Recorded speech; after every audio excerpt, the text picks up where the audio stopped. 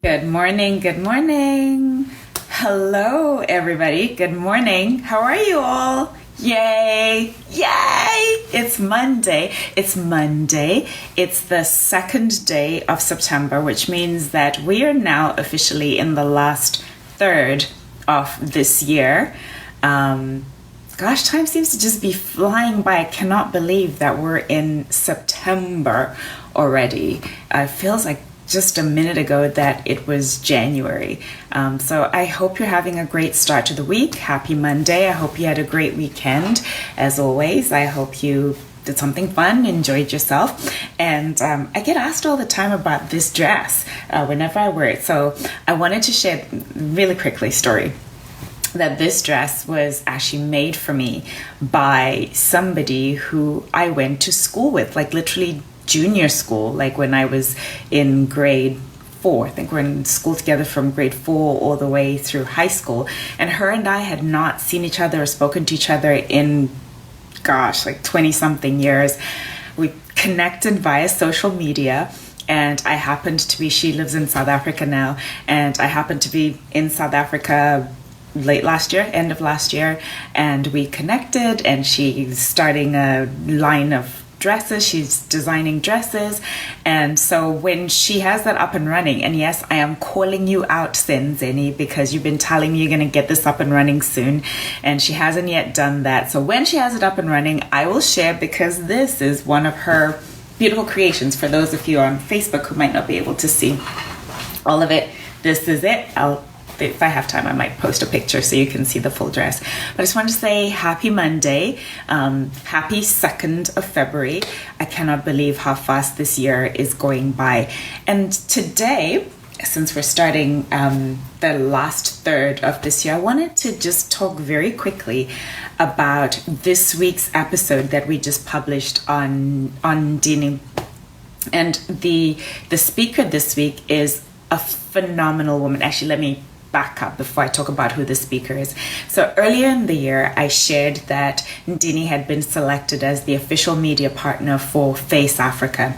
And Face Africa is an organization that focuses on many things, on helping raise money for education, particularly for young women, young girls across Africa, and also for water, sanitation, and hygiene programs across Africa, because fundamentally, if we don't have clean water, then none of the other things make any sense. So I was invited with Ndini to be the official media partner, which was incredibly, such an honor for me, because the woman who founded this organization, Saran Kaba-Jones, is someone I just think is a phenomenal human being who's truly changing lives across Africa and really across the world, because it impacts the world. And so I got to be the official media partner, which meant that we got to film all the media when it happened. The gala was held in March in New York. It's their biggest fundraising gala. And this year was a particularly big event because it was their 10th anniversary. So it was just a phenomenal event, and they had amazing speakers. We shared last week the speech that was given by Nomza Mumbata, who was given the Rising Star Award for her philanthropic work and all the work that she's doing with the United Nations. And this week, we're sharing the speech that was given by the woman who was the keynote speaker. And her name is Caroline Wanga. And Caroline is of Kenyan descent, and she is the Vice President of Human Resources and the Head of Diversity for Target. Now, if you're not in North America, you might not know what Target is, but it is a huge organization. They have stores and they sell goods online, physical stores, but it's a massive organization, multi-billion-dollar organization, and she's their head of HR and head of diversity in that organization. And what she said in this speech just really spoke to me. And so I'm just going to take one moment and say, hey, everybody who's joining, thank you. Thank you, everybody who's joining on Facebook. Thank you, everybody who's joining on Instagram. I so appreciate you all joining. I so appreciate hearing where you're from, seeing that you're all watching and joining me on these reflections that I do every Monday. And so thank you. Thank you, thank you, thank you. And so what I was saying is, so Caroline Wanga was the keynote speaker. And you have to, like, if there's one thing you need to do this week, please and thank you, it is to watch her speech. It was phenomenal.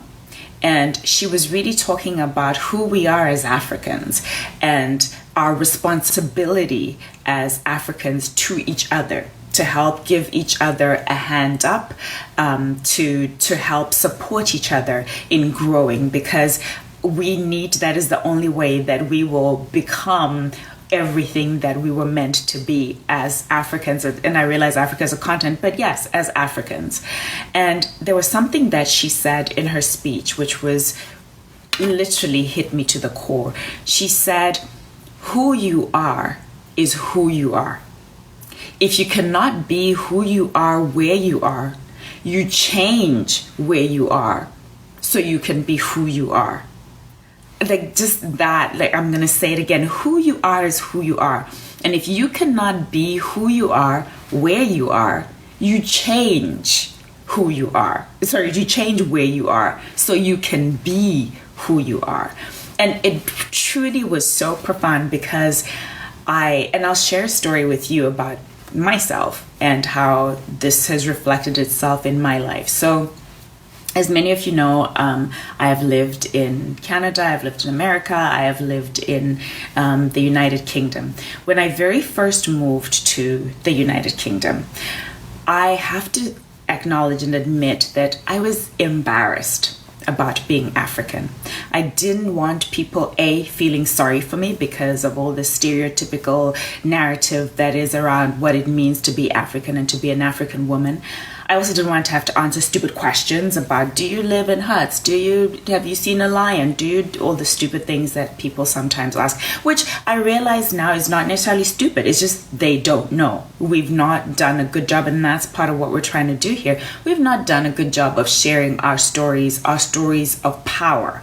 What they so often hear are the stories of us going to the world with begging bowls in hand and asking for help. And so when I very first moved to England, I didn't tell anybody where I was from. I tried to avoid that subject because I was embarrassed about, I don't want to say that I'm from Africa. And so I made myself whoever it suited, depending on who I was talking to. And it wasn't until I moved to Canada, and I was actually in the process of completing an application for graduate school. And I went to speak to somebody who is he's in the industry that I was trying to get into. He was very well known, like very established person. And I was just asking for his advice on my application. How could I make my application better? And so he read my application and he said to me, but you've not said the thing that is your power, that most defines who you are and that sets you apart. And I was like, what do you mean? And he said, you've not acknowledged anywhere in this application that you're a woman, that you're black, that you're from Africa, that for you to be here in this moment, you've had to overcome so many things, so many circumstances that perhaps other people have not had to overcome. And so that really stopped me and made me think about, wow, I need to just be who I am. I need to step into the power of who I am. Because if people cannot accept me for who I am, those aren't my people. That's not my tribe. And that's one of the things that we do is so often we want to fit in. We want to be accepted. We don't want to rock the boat. We don't want to upset other people. We don't want to make other people uncomfortable. And so we change who we are. Whether it's in a relationship and we're pretending to be something that we're not, or pretending to like things that we don't, or whether it's in a job and they're telling you that your clothes are too bright and you need to tame it down. And so we mute ourselves so that we don't make other people uncomfortable. And so what Caroline said is so, so powerful, that you know what? Be who you are. And if the people where you are can't accept you for who you are, those are not your people.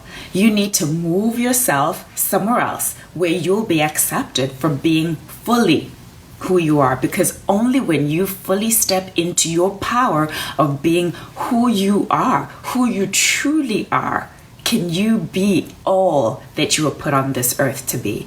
And so I just want you to, as I said, please go watch this speech that she gave, because it's so incredibly powerful. She's a phenomenal speaker, and you'll see from the way she's dressed that she really expresses who she is, like from the perspective of corporate America. She certainly does not look like corporate America.